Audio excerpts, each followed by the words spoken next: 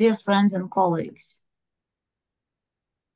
today marks the fourth year of Russia's bloody and abusive full-scale invasion of Ukraine. And it is indeed very symbolic that all of these human rights organizations got together on this day to speak about one particular issue that seems to be left behind amidst all the very intense talks about potential negotiations about the end of Russia's war against Ukraine.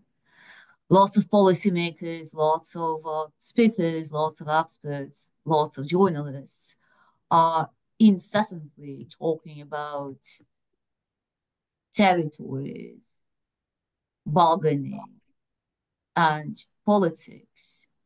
But the most important aspect of this horrific war seems to be left behind. That is the people, the captives of the war. And about a few weeks ago, leading Ukrainian, Russian, and international human rights organizations on the initiative of two Nobel Prize laureates of 2022 launched a campaign called People First to emphasize the importance of dealing with the issue of captives of the war before anything else, as a precondition, if you will, to the negotiations. The negotiations may take a very long time, but we are talking about thousands of people. Those people are Ukrainian civilian detainees. They are prisoners of war, POWs on the both sides of the conflict. They are Ukrainian children that were deported to Russia, and they're also Russian political prisoners who are behind bars right now solely because of their speech or action against the war. These are living and breathing people that need to be released unconditionally or exchanged as soon as possible. And that's the reason we all got together and launched this particular campaign. Right now, over 4 dozens of Ukrainian, Russian, and international human rights groups are part of the campaign. And the speakers at this news conference are going to elaborate on the campaign and its priorities. We are also honored to have Mariana Katsarova, the Special Rapporteur of the United Nations on the human rights situation in the Russian Federation, join us today. Ms. Katsarova supported the campaign and she is helping us carry the message. People first. I'm Tanya Lokshina, Europe and Central Asia Associate Director at Human Rights Watch, one of the organizations that is also part of this extremely important campaign. And before I give the floor to our first speaker, Ms. Katsarova, the UN Special Rapporteur on the human rights situation in the Russian Federation, I'm just going to make a very brief technical announcement.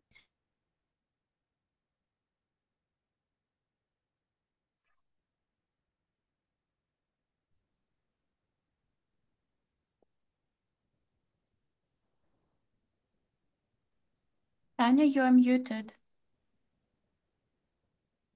Oh, I've been speaking muted all the time. Lovely. Hello. My name is Tanya Lokshina. I'm Europe and Central Asia Associate Director at Human Rights Watch, and I'm honored and humbled to have been asked by my esteemed colleagues to moderate this news conference.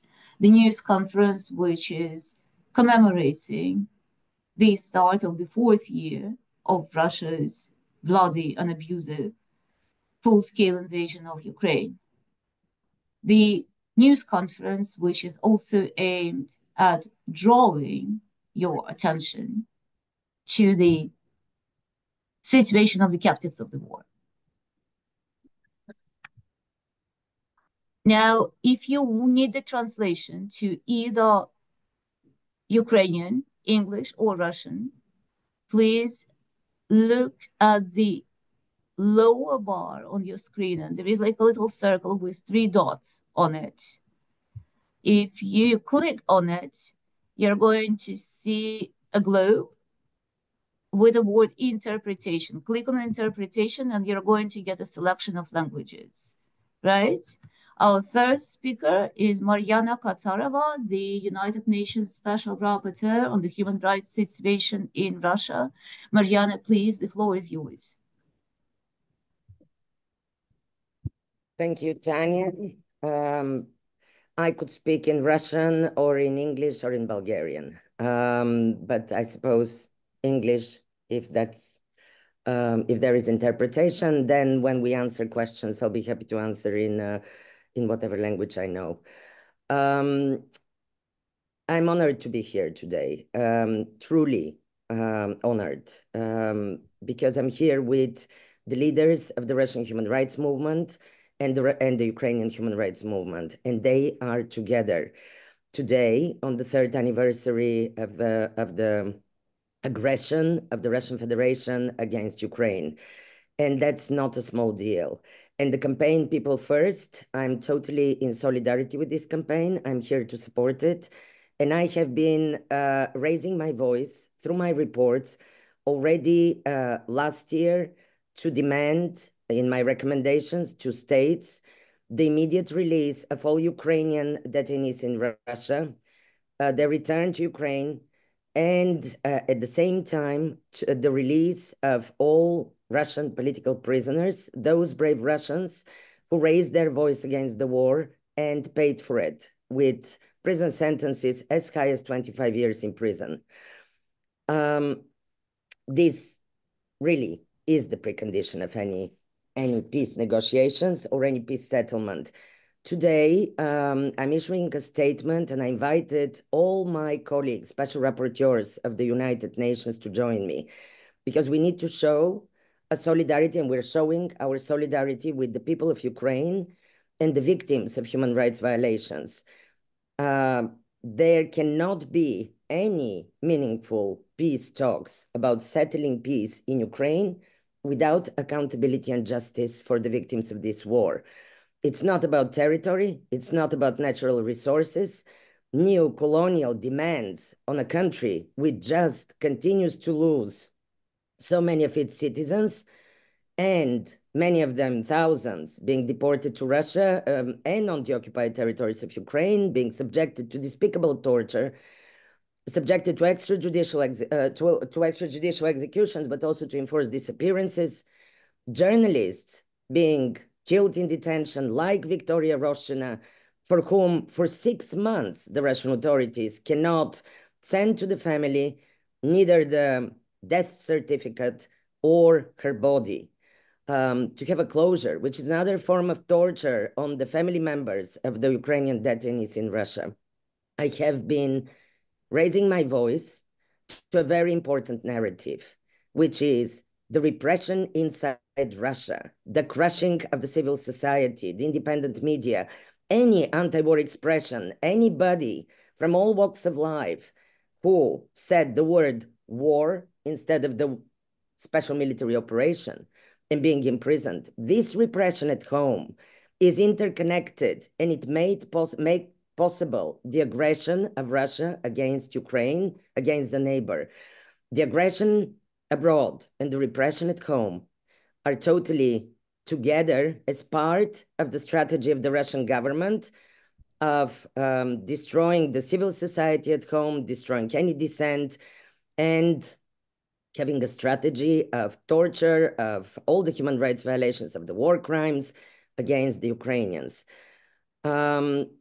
People First is an extremely important campaign.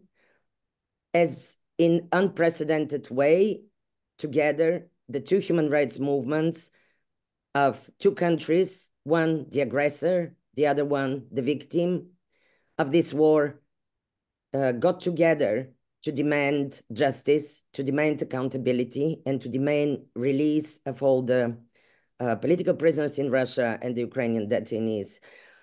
We, the United Nations Special Rapporteurs, I, from my mandate, stand in total solidarity with this. We see an attempt at the moment by the new US administration to undermine the architecture and to dismantle the architecture of our international justice. The International Criminal Court is under attack, with sanctions being imposed to prosecutors and judges of the International Criminal Court. This we cannot allow. International law is our guiding principle. Only under the principles of international law, peace would be possible in Ukraine. Also, no peace negotiations should be happening without Ukraine being at the table. This is despicable precedent as well. In a very neo-colonial fashion, imperial fashion, two countries, one the aggressor, are discussing the plight of the Ukrainian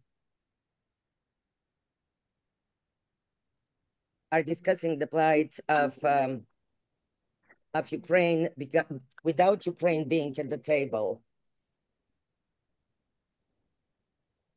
I apologize. I have some phone call which is disturbing me. Maybe you're hearing it or not. No, you're not hearing it. Apologies. Right.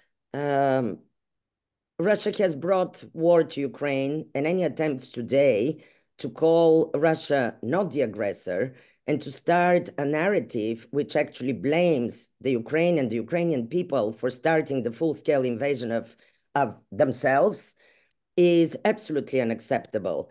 I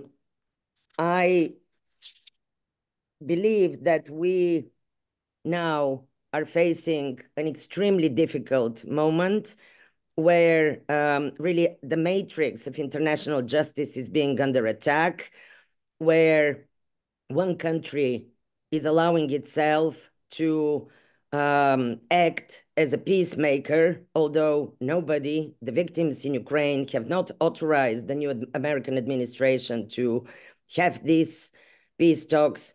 We need to demand justice and accountability for the crimes in Ukraine to begin with. There cannot be any peace settlement. I even had a colleague, one special rapporteur I won't name, who told me when I invited everybody to join me today in our statement, he said, but you're implying that war should continue and more people should die. No, none of us are for war. None of us are for continuing of the people of Ukraine, men, women, and children being brutalized, being killed, being tortured, and with impunity. None of us are for that. But we don't need peace that actually would lead to more devastation in Ukraine and to no closure and no justice for the crimes that have been done. The same colleague said to me, why are you talking about the internal situation in Russia? Although it's dismal, it's kind of, internal situation.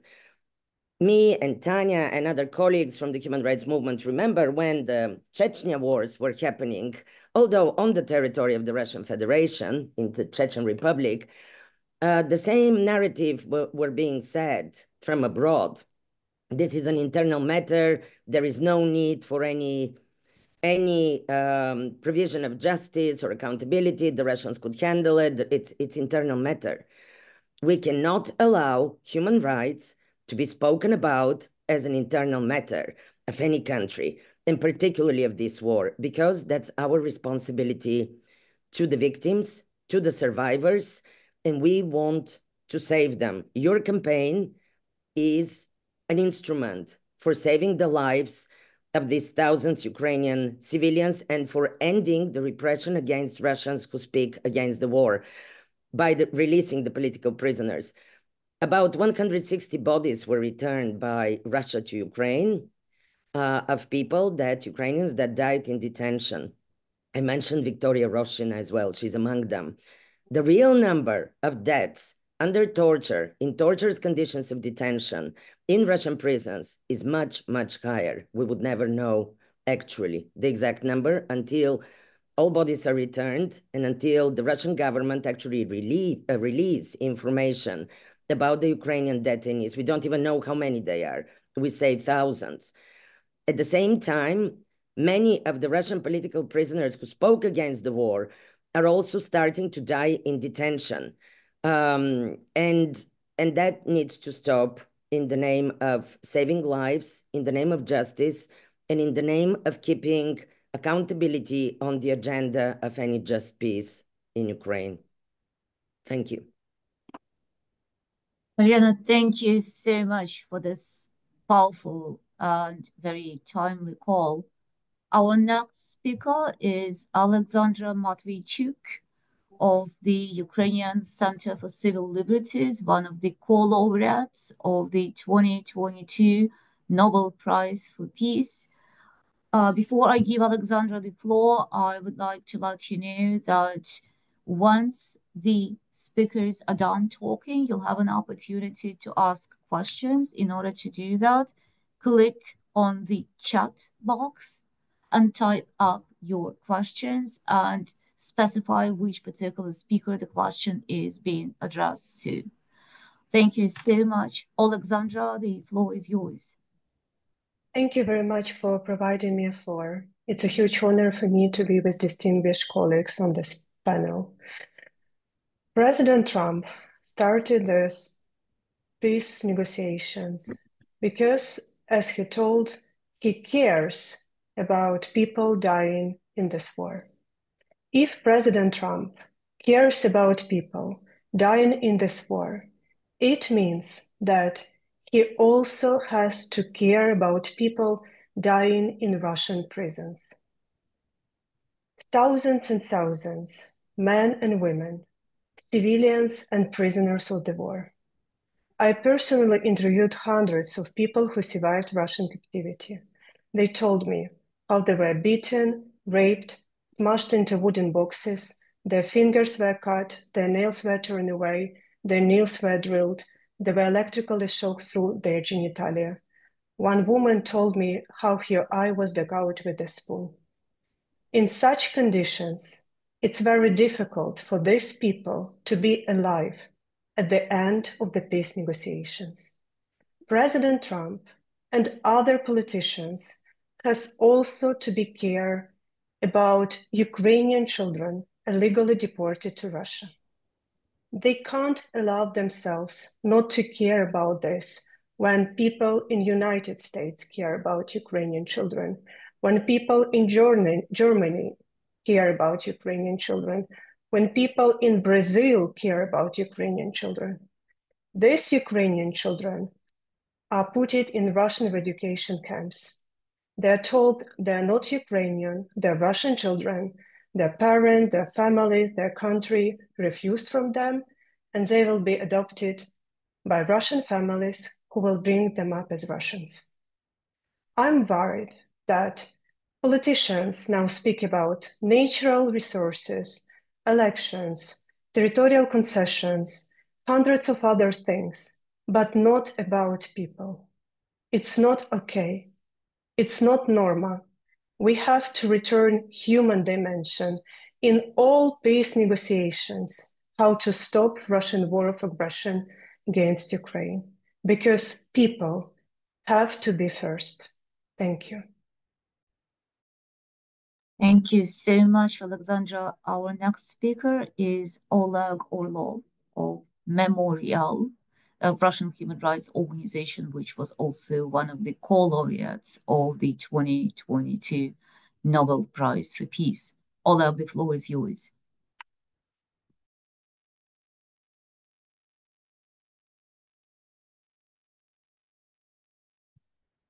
Спасибо.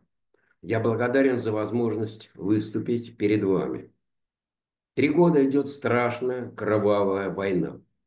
Агрессия, развязанная моей страной, Россией против Украины. Украине нужен мир. России нужен мир. Я имею в виду не путинскую Россию, а Россию нормальных людей, которые против этой войны. Таких людей в моей стране много, но немалое число из них сидит в тюрьмах и лагерях за протесты против войны и за поддержку Украины. Европе нужен мир. Всем людям доброй воли нужен мир. Но нужен именно мир, а не сговор империалистических хищников за счет Украины. Нужен мир, а не повторение того, что произошло почти 90 лет назад в Мюнхене. Стабильный, надежный мир можно достичь лишь поставив в качестве приоритета спасение людей. Уже унесенные войной жизни не вернуть. Тем важнее исправить то, что еще можно исправить. И в первую очередь это означает вернуть свободу тем, кто из-за этой войны находится в неволе. Люди, их свобода должны быть приоритетом любых переговоров. 1000 пленных, как украинских, так и российских, томится в неволе. При этом положение украинских военнопленных особо трагично. Россия не предоставляет им статуса военнопленных, и большинство из них содержится в условиях инкоммуникада, без какой-либо связи с внешним миром, со своими родными, с представителями Красного Креста. Я недавно был в Украине, и мне удалось опросить ряд бывших военнопленных, обретших свободу в результате обмена. Они рассказывают страшные вещи. Эта информация подтверждается и из других источников. Украинским военнопленным в российском плену преднамеренно созданы пыточные условия жизни. Это не образ речи. Пытки превращены в обыденную, повседневную практику. Вот только один пример.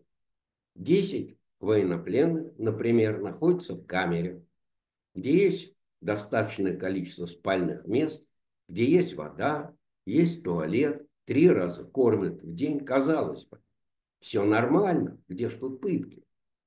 Но этим людям запрещают на протяжении всего дня с 6 часов утра, когда подъем ото сна, до 10 часов вечера, когда отбой ко сну, запрещают присесть на стул, на скамейку, на их спальное место. Запрещено. И люди стоят все это время. Людям запрещают пить воду из крана, который здесь, в их камере. Людям запрещают ходить в туалет, а разрешают им попить воду и пойти в туалет лишь по отдельному приказу. Всем 10 на это отводится 5 минут. Вот чем можно оправдать подобное обращение? Ничем.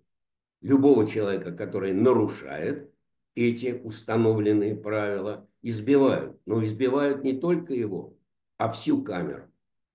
И каждое утро на проверке все вышедшие из камеры на проверку подвергаются жестоким избиениям и пыткам током с помощью электрошокера. Это только один из многих страшных примеров того, как обращаются с украинскими военнопленными в российском плену. Люди могут не выжить, не пережить подобные сознательно созданные ими пыточные условия.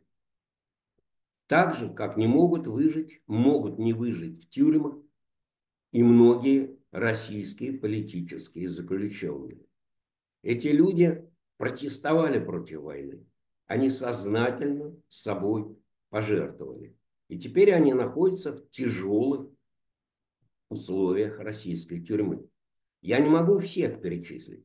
Я вспомню сейчас Алексея Горинова и Игоря Барышникова, которые получили один 7, второй 7,5 лет только за слова против войны, за то, что они говорили правду. Их медленно убивают в неволе. У Алексея Горинова нет одного легкого фактически. Игорь Барышников недавно перенес операцию, им ему сейчас нужны серьезные медицинские процедуры. Им это не предоставляют никакой медицинской помощи. Или Арсений Турбин, 15-летний подросток, арестованный, которому дали 5 лет лишения свободы, и на 15 килограмм он похудел в тюрьме. Игорь Барышников, молодой человек, которому дали 6 лет за попытку поджога военкомата, и у него аутоиммунный гепатит, просто распадается печень. Если его в ближайшее время не освободить, он умрет. И так может произойти, к сожалению, со многими людьми, которые, рискуя и жертвуя собой, протестовали против войны. Поэтому люди прежде всего, людей надо спасти. И только это может стать основой реального, стабильного мира. Спасибо. Thank you so much, Oleg. What Oleg Orlov did not mention is that he is, in fact, a former political prisoner. He was prosecuted and sentenced and thrown behind bars by Russian authorities for taking a strong stand against Russia's war in Ukraine. And the only reason he is with us today and talking to us freely is that he was released on exchange, along with numerous other Russian opposition politicians and civil society activists back in August last year in an unprecedented prisoner swap. Last but not the least, Yevgen Zakharov, the head of Kharkiv Human Rights Group, a leading Ukrainian human rights organization. Yevgen, the floor is yours. Thank you. Thank you. Я вдячний за запрошення на цю прес-конференцію і хочу звернути увагу на такі факти. За офіційними даними, на початок лютого цього року в реєстрі Міністерства внутрішніх справ України зниклих безвісті наразі перебуває близько 63 тисяч осіб. Це цивільні і військові, включно з дітьми, які зникли безвісті в умовах збройного конфлікту. Вони перебувають під вартою в більше ніж 300 місцях несвободи, які знаходяться під контролем Росії, на території Росії і на окупованій території України, без жодного зв'язку із зовнішнім світом за так звану протидію спеціальній військовій операції. Але в чому полягає ця протидія, ніхто не знає. Їхнє місце перебування відомо лише для невеличкої кількості цивільних бранців, 1600-1700 осіб, які перебувають у місцях позбавлення волі разом з українськими військовополоненими. Тоді як загалом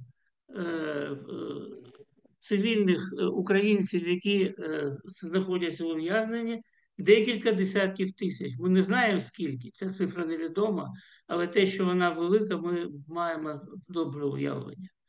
Ці цивільні ув'язнені не брали участь в боях, але більшість з них не звинувачують у вчиненні будь-якого злочину, щодо них не ведуться слідчі дії, ніхто, крім тюремників, не має до них доступу.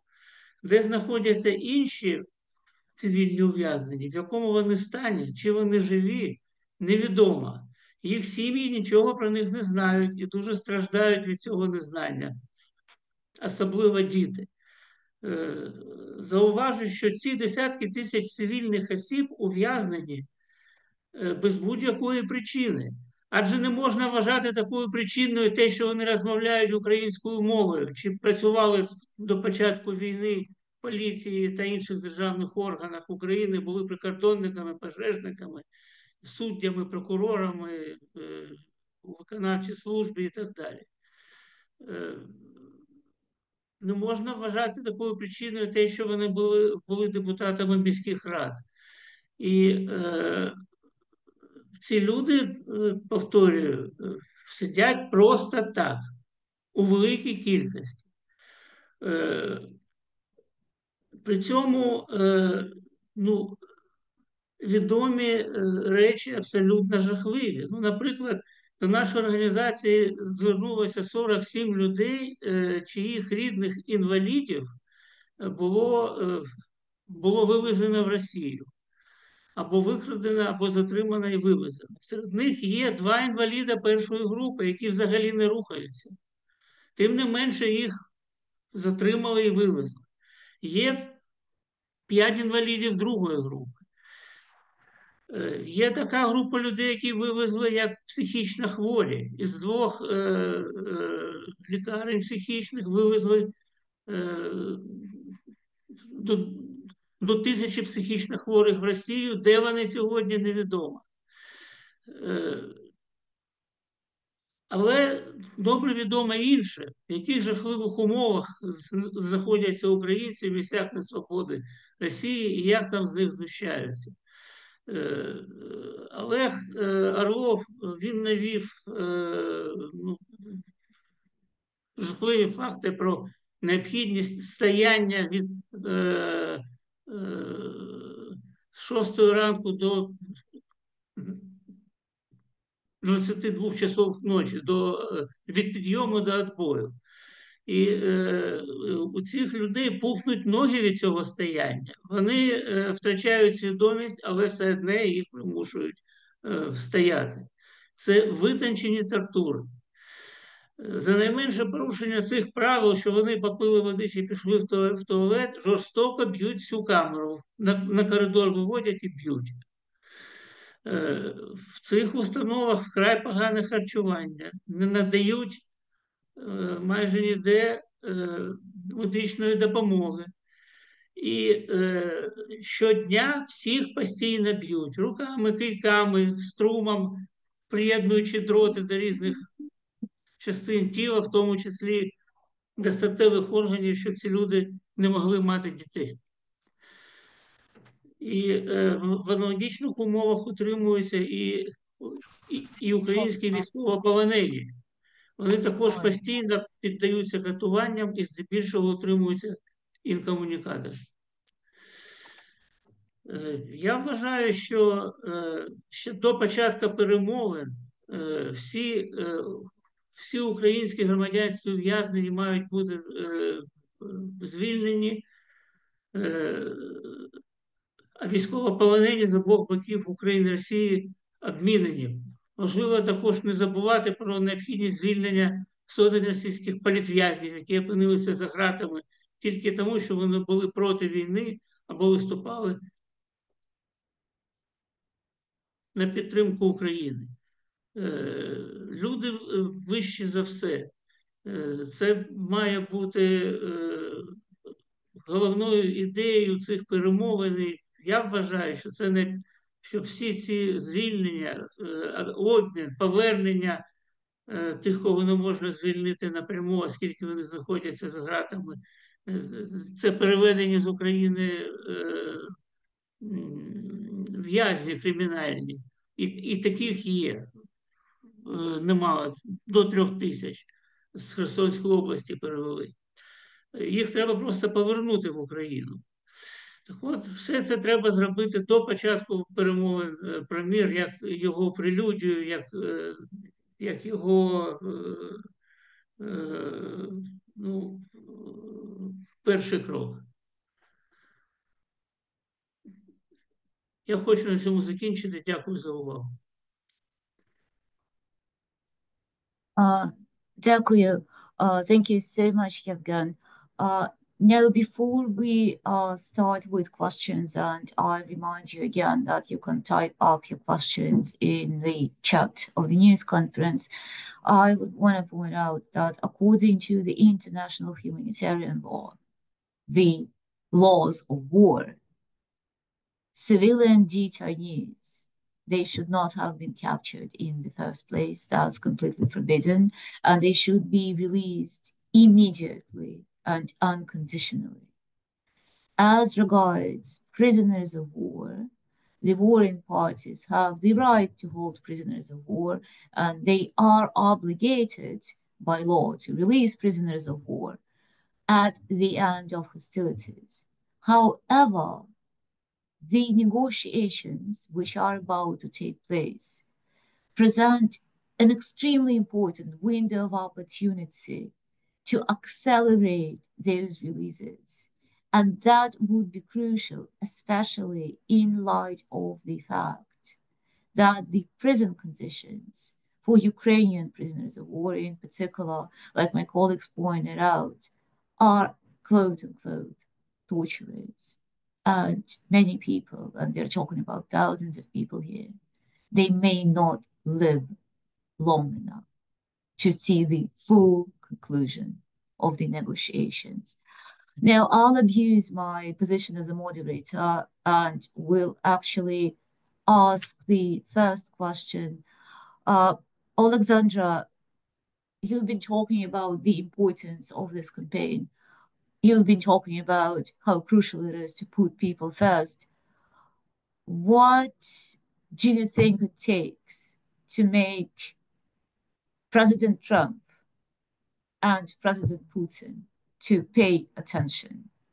What do you think it takes to ensure that the key decision makers right now actually put people first? I think we have only one method how to achieve it. We have to apply to all people in different countries.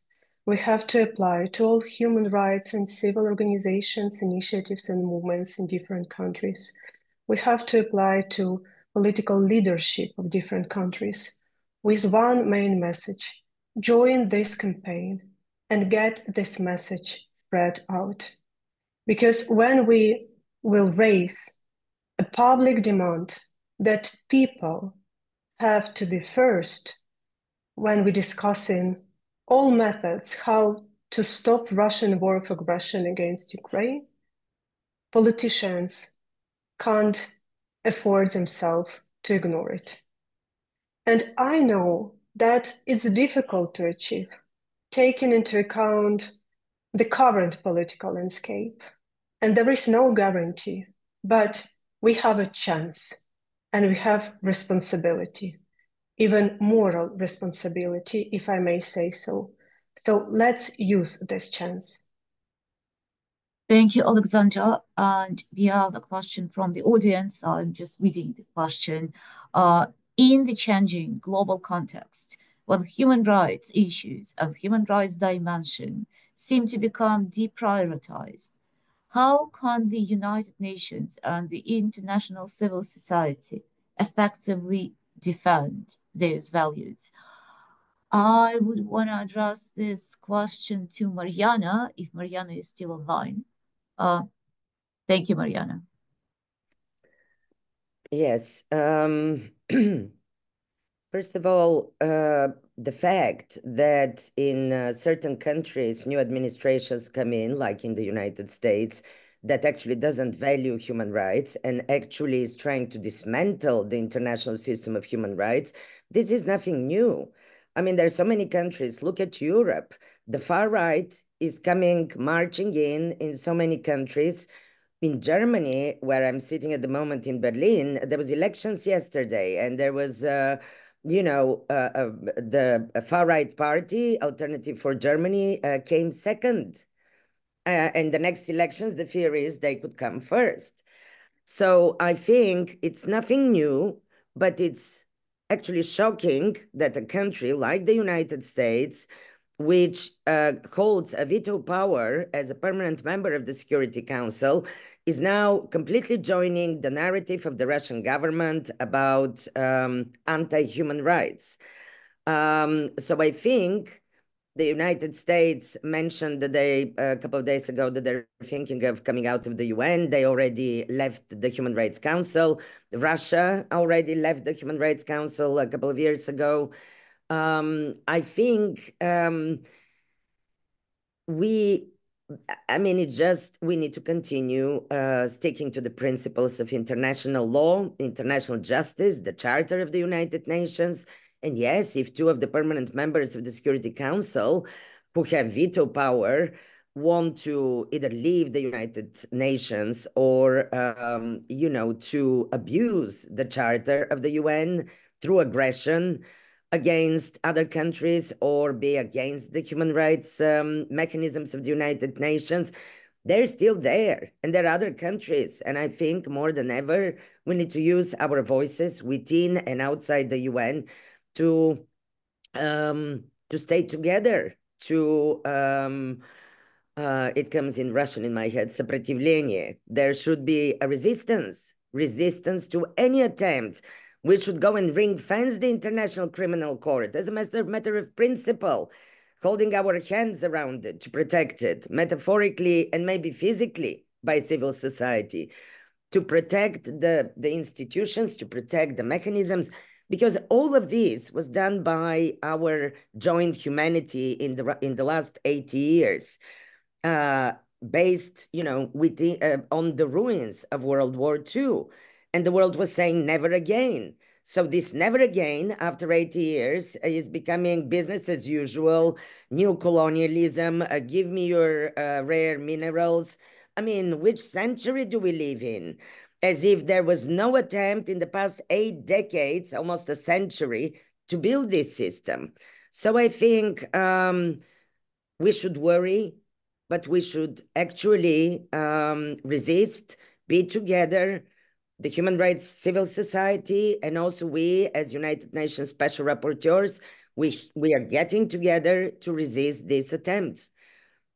And of course, talking to the governments, not to be afraid in the context of Ukraine. I think Europe at the moment, the fact that European leaders are coming to Kiev today, the fact that the aggressor of Ukraine allowed themselves yesterday evening to have one of the biggest, or the other night, to have one of the biggest drone attack in the history of this war. Why is that? With sending almost 300 drones on the heads of the Ukrainian civilians.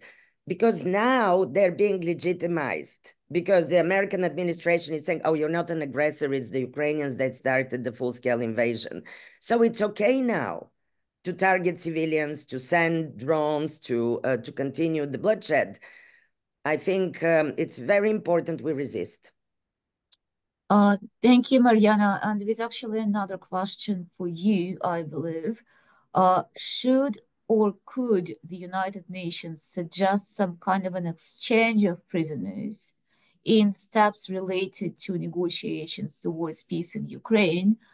A little bit, and I'm quoting, like it is the case with Israel and Palestine. I do not consider two countries getting together to chat in El Riyadh in a 6-star hotel, I don't know where, at the seaside or whatever, at the pool, being the peace negotiations about the war in Ukraine. That for me is just two countries, one, the aggressor of Ukraine, and the other, the United States, getting together to talk. I mean, if Mr. Trump's idea is this messianic role, and we see it is, to be the peacemaker. I mean, here are two Nobel Peace Prize winners with us. I mean, he probably wants to join you, to be the third Nobel Peace Prize winner as well. I think that's great, but that has nothing to do with meaningful peace talks under the auspices of the United Nations, with respect to international law.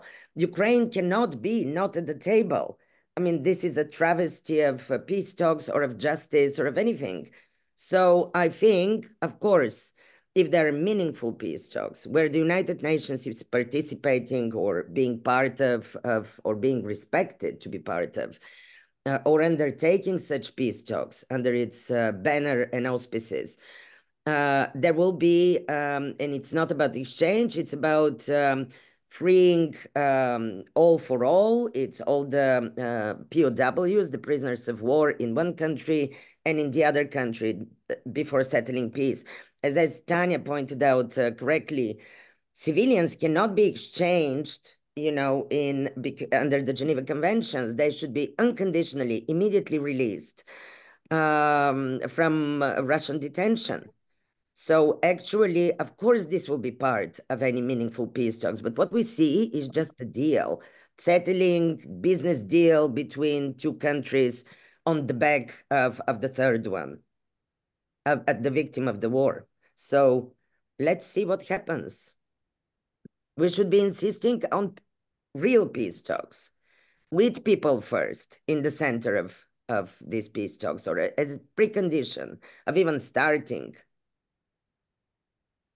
Thank you so much, Mariana. And I would want to draw your attention to a comment by Victoria Ivleva, a journalist, who is detailing not only physical torture, but also psychological torture that Ukrainian prisoners of war are suffering in Russian custody.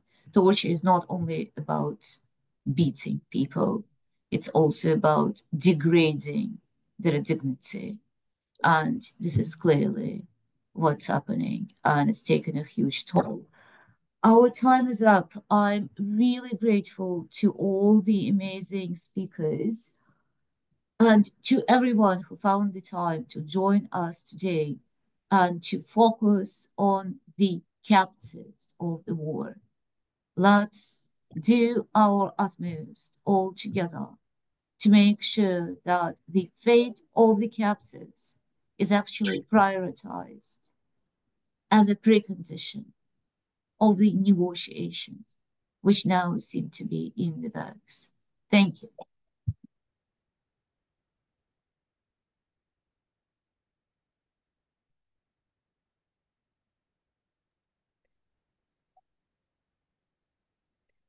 Can I just say that the symbol of the People First campaign is ringing your keys. And people around the world, this is our Ukrainian colleagues initiated this. I think we should all ring the keys